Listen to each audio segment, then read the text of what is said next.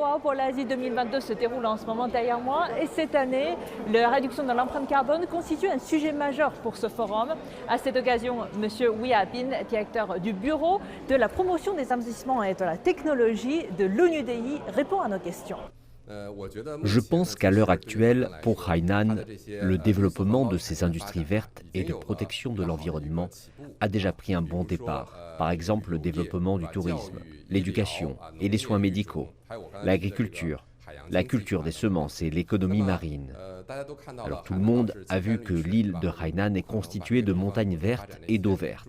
Nous ne pouvons pas détruire cet endroit en développant des industries lourdes à l'avenir.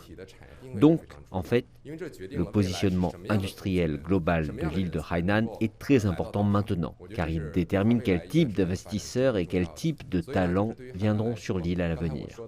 Donc pour Hainan, les industries que j'évoquais tout à l'heure, dont l'économie marine, qui est l'économie bleue, le développement vert, qui est l'agriculture. Et ce que je veux dire, c'est que nous étions dans le forum tout à l'heure.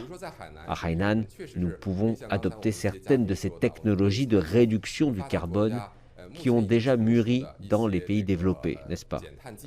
Alors venez les essayer à Hainan. Et cela pourra être transformé en champ expérimental à l'avenir. Non seulement pour le développement de l'île de Hainan, mais aussi pour la promotion dans d'autres parties de la Chine, afin d'aider à atteindre les doubles objectifs pour 2030 et 2060 proposés par le gouvernement chinois. En fait, dans le domaine des voyages intelligents à Hainan, il faut dire qu'il y a eu beaucoup d'initiatives mises en place, puisque c'est une île.